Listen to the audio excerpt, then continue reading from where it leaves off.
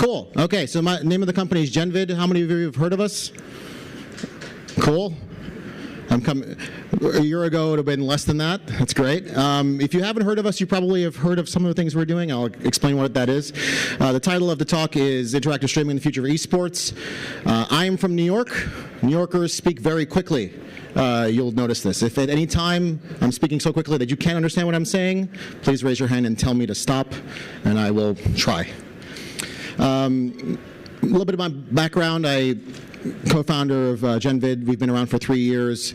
We're the only one making game developer tools for live streaming, and I'll show you what that means in a second. We started with 4 people in a PowerPoint. Those 4 people came from a company called Shinra Technologies. How many of you have heard of Shinra? How many have played Final Fantasy VII? So you've all heard of Shinra. Shinra was the evil company from Final Fantasy VII that was trying to take over the world by draining the world of Mako. Shinra Technologies was Square Enix's cloud gaming platform. I was the head of business development and strategy for them. That's me with Yuichi Wada, the former CEO of Square Enix, my boss at the time, and Tim Sweeney of Epic. I spent 11 years in Japan, going from public sector to private, finally winding up in games, and a lot of what I'm going to talk about is informed by that background. Genvid is a small but growing company. We have 4 offices throughout the world, headquartered in New York. Our main office in terms of development is in Montreal. We have offices in LA, Tokyo. We also have people in Seattle, and we are growing. We've raised $20 million in venture capital from some names you've probably heard of, like Horizons Ventures, Makers, March Capital, and OCA Ventures.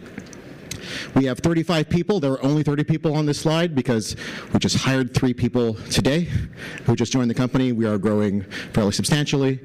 And if you are a member of the Twitch developers mailing lists, which there are hundreds of thousands of people, you probably got an email about us from Twitch last month saying that if you're going to make an extension for Twitch and you're a developer, you should probably use Genvid. So I'll show what that means in a second. We were also at TwitchCon in the keynote where we talked about, or rather they talked about, our Counter-Strike CSGO Major Premium Pass. How many of you have heard of the Premium Pass on Twitch? Cool. Did you buy it? Okay. If you haven't, you probably haven't seen what we can do. So I want to show you what that is. And for that, I have to go. I'm the speaker that no one likes, the guy who wants to do on-day demos. And so I will show you. So where is my mouse? There it is. So we're watching a live stream of Counter-Strike. This is actually a demo file from the Major. You've all seen Counter-Strike before. Probably nothing special there, but you've probably never reached out on Twitch and touched it. So with my cursor, I'm going to the upper left-hand side. I am clicking on the map. I am resizing the map. Any of the players' avatar areas, I can click on them, get all the information about the player, what their live KD is, their flash stats, etc. When you're watching a broadcast and they bring up the scoreboard and you miss it, how do you watch it? You have to wait for it again. Not with this. Click on the scoreboard on the bottom, bring that up whenever you want. Live and customizable for each viewer. And if you want to see where the players are, what gun they're holding, what direction they're looking, where they're firing, that's all there. And this is for each viewer who's watching. This is the first time that Twitch had ever sold an extension as part of a subscription service, other than Overwatch League, but that was its own special premium league pass. This is just for the weekend. So with that, I will go back to my presentation. There are a whole bunch of things you can do if you start thinking as a developer. So Genvid is all about game developers seeing video games as not just something you play with, but something you watch. And we give them the tools to make their games interactive on Twitch. So what I just showed you now, you could probably fake with some real-time API calls. When you're watching like a fighting game and you're new to the fighting game and you've never really played it, or you haven't played it for a while and there are new characters coming out, you don't know what the moves moves are. You don't know any of those things. So what if you were able to turn on the move list while you're watching it? What if you're able to turn on the hitboxes while you're watching it so you can finally understand what's going on and feel more competent about what you're watching? This is an example of a game called Omen of Sorrow. It's a PS4 launch exclusive made by a Chilean studio called A1 Games. They created this for their tournament at EVO, and we broadcast this live. An example of, again, by the way, each viewer is able to turn on the hitboxes, the input that's coming on the left-hand, right-hand side, and turn on and off the UI. And I need to click out of this to go to the next page. In interest of time and in your attention, I will not show other videos for a moment, but you will see there are a whole new genre of games where game developers are seeing their game as an interactive piece of media that viewers, which is a non-skilled demographic, are interacting with. And there are really cool games like Chicken, made by a developer called Catapult, where they created this arena mode where these two AIs are attacking each other, and you as a viewer can select which animal is being put in the arena, cheer for it, power it up, all on Twitch, right? And be able to feed it in between rounds to buff it up. And all during this time, you have a streamer who's ranting about it and telling the stream what to do, but they're not listening. If any of you guys heard of a crazy VR game called Blitzfreak? It's based in Japan. It's a 3v3 arena in VR where viewers are players are bungeeing around like Spider-Man, and viewers are able to throw in bombs in real time and affect what's going on. So one of the core gameplay elements was the players trying to get the viewers to support them. Pretty crazy stuff. And again, their key thesis is that games and media are coming together, and what's funging them together is interactive streaming. Lots of people are watching games. Game content generation is getting bigger and bigger, but we're still focused on the esports physical stadium, trying to get people there. And there's a lot of this ecosystem that's being built around the game developer as opposed to being built by the game developer. And the game developers, as an ex-game developer, are starting to change their mindset and starting to see there is a market opportunity to make content for viewers. And so cool things are happening. Why is this transition happening now? Because esports grew as a community-driven event, right? It was people who liked the game a lot, gathered together in hotel rooms, basements, and watched each other, the best players in the world, try to decide who is the best player and kind of steal techniques from them. Then in 2000s, enough of them get together that they create more professional broadcasts. And then now we're getting these huge events, but it still has this DNA of being a player community organized event. It's fundamentally different than sports, real world sports, right? Because no one owns football, no one owns baseball, right? Games are owned by a game developer, and so the streaming of that, the viewing of that experience is fundamentally controlled by them as well.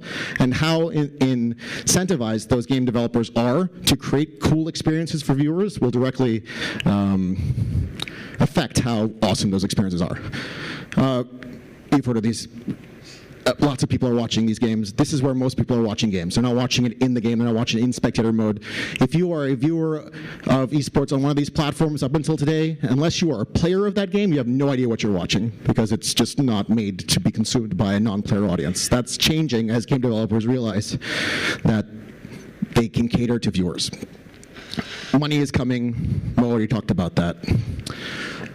Lots of money is going into investments. You know that. And broadcast rights are now coming into play, right? So think of, from a game developer's perspective, something that you use to do for marketing purposes, like this is a cost that you're putting out, is now being turned into a revenue generation opportunity, right? So there are two things that game developers, I think, care about. I'll be a little bit capitalistic about it. Entertainment and money, right? Broadcast rights it's so entertaining that there's money to be had. So game developers are seeing an opportunity. And esports is defined by spectating. So hundreds of millions of people are watching. They're not being monetized correctly if you look at them compared to other like sports or other spectating experiences. And the reason is that the NBA, the NFL, all of these sports conglomerates, leagues, have invested decades and billions of dollars into creating the best spectating experience possible, right? Whereas the game developers are still just starting to get this. And again, game developers are more successful than NFL, NBA, et cetera, right? If they, in aggregate, it's a bit hyperbole, but you get it.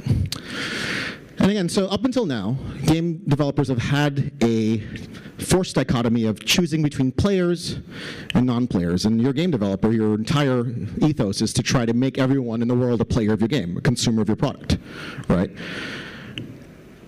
Games are created, especially longer-term games, are created to capture your attention, take your time, usually develop some sort of skill that is relevant to that, and then create that loop that keeps you in there. Right now, games are no longer just competing with other games. They're competing with everything else. They're competing with Netflix. They're competing with your son. They're competing with your work. When games went from arcade to console to monthly subscription to microtransaction, what happened is game developers started thinking about lengthening lifetime retention and driving lifetime value.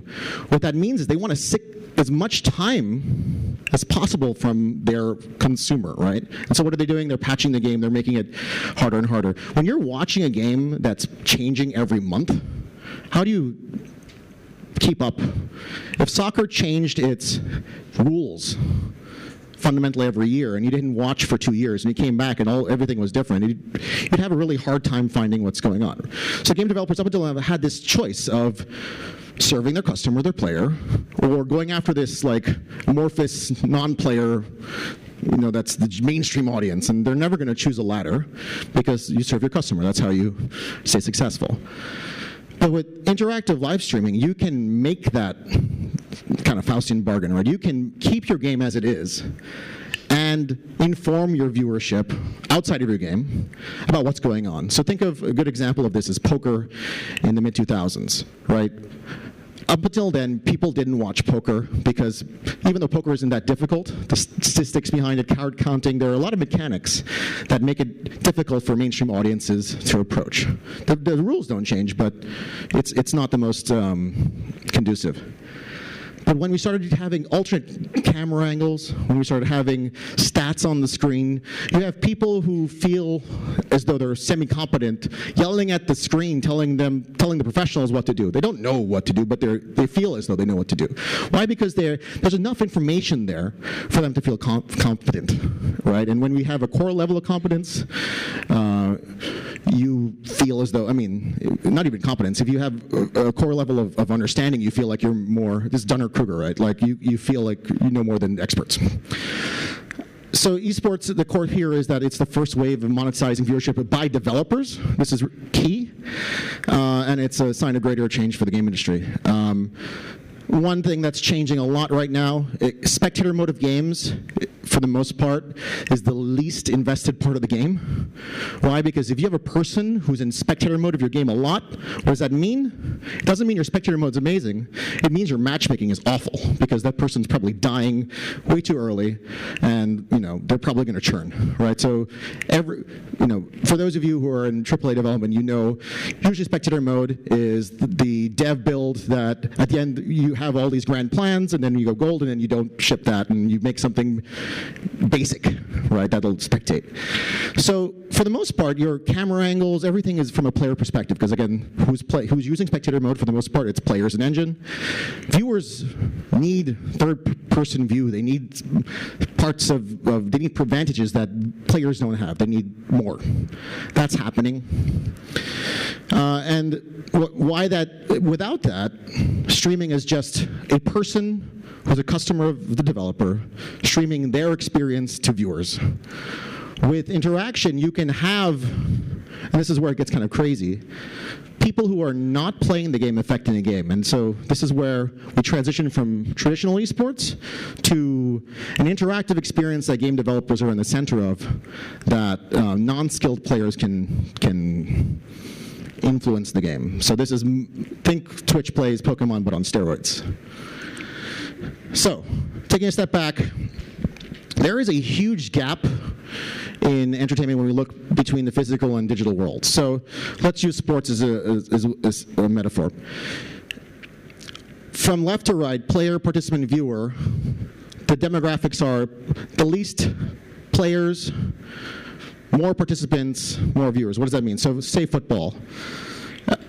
The population of people playing football in America is not very high, and it's actually dwindling because of various reasons.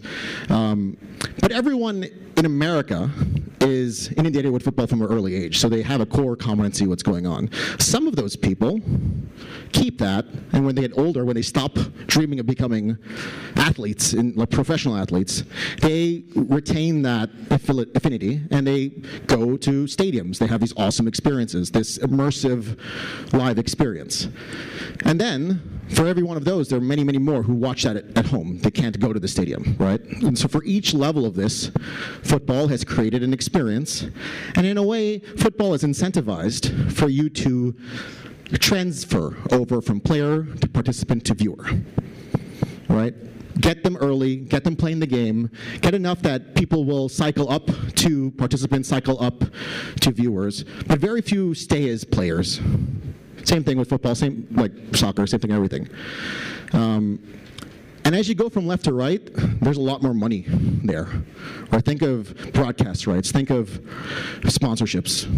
They're not necessarily there for the players, they're for the in-stadium and more importantly, where all the viewers are. For games, you've got the people playing the game, so think of these as the players, right? And then you have the people watching on Twitch, but the game developer up until now isn't involved with that, and there really is nothing in the middle. It's binary. So that's changing. So participant and viewer for sports are non-skill-based interactions into a skill-based experience, which is sports. What's the digital corollary to that for games? That's coming. So there's a huge opportunity, whether you're converting X players into interactive viewers or spectators, or whether you're going mainstream, it doesn't matter, because there's a huge population of people who used to play your game, who still like your game, but don't have the time to remain good at your game. So it's not about convincing, my mother's generation to watch League of Legends. It's about convincing me and my cohort who played it 3 years ago, but there's no way we're playing it again because who has the time, right? These are the people who are the opportunity. When we start thinking about esports, we have to start thinking about how the broadcast experience is. There's a whole bunch of really good case studies in traditional entertainment. So fighting games aren't like, for example, UFC. It's a very different kind. It's more like badminton than UFC when you're watching it, and there are lots of examples, but in the interest of time, I'll go. We need to start thinking about UI, UX, and what it means for viewers as well. And where we're eventually going to get is there's no bifurcation, there's no delineation between player and viewer. There is a spectrum. How much you interact is really based on your level of interest, your level of time, and again, capitalistic, how much money you have. What is the front row experience for that digital participant? How does that differentiate from the back row experience? Right? Is that yelling? Why do people go to Madison Square Garden and get the front row seat? Is it for the best view? Partially. The best view is at home, right? They're there because they want to share that experience, and they want to maybe yell, and they want to feel as though their favorite singer or whatever has heard them. Right? That doesn't happen today. People are in soundproof booths. So the game has to be the medium for that. What is the game version of cheering? And so I'll wrap up by talking a little bit about various tiers that we've identified in interactivity, going from the lowest to the highest. Lowest being informational. Again, core competency, understanding what's going on. feeling as though you understand the game, understand the match, understand the players, understand the play-by-play, right? This is displaying that. Customizable is you have different people, different demographics watching your stream, right? You've got people who are new, you have people who are old hats, people who have watched every single game, they're professional players. You have people in Spain, you have people in New York, different languages, all watching, giving each of them a customized experience that is catered to their level of familiarity and their level of interest. And last is influential, and within influential there are two subcategories. First, passive participation and active influence. So passive is cheering, something that influences potentially the mindset of the player. And again, this is a huge value add for both the player and the viewer because it changes the dynamic. There's this co-creation of spectacle. And then above that is influence. Literally, it's the kill button. It's the throwing the health in the middle of Hunger Games, right? As you grow up, you're going from esport to whatever the hell the crazy next game genre is, from customizable, influential, customizable, influential. And all three tiers are monetizable by game developers, right? Because these don't exist today. People want to be entertained. There's a very high curtain that's keeping us from being entertained. We can talk more about what these are, can send these if you want. And in terms of how much work is required to make these, again, informational, you already have the data. It's trapped in the game. It's trapped in your databases and trapped in your user accounts, right? Like, you know what people's win-loss history is. You know what people's stats are. It's core to monetization. You can use that to create these rich overlays that people can turn on and off, right? You can, yeah. This is, we've all heard the trends of latency. Server-side render is getting interesting. I come from a cloud gaming background, so as processing goes from client to cloud, there's a whole bunch of really cool things you can do. I'll save that for another time. And so we at Genvid are really focused on that participant, whether they're coming back to your game as a player, or whether they're staying as a participant for the rest of their life, or whether they're feeding into a more mainstream viewership that you can now start monetizing by having more linear sponsorship or broadcast rights. Those are all possible, and it's really a design challenge for game developers. Now interactivity is there, and as latency comes down, there's a whole flood of cool things that you can do. And we at Genvid are really looking forward to seeing what you guys do.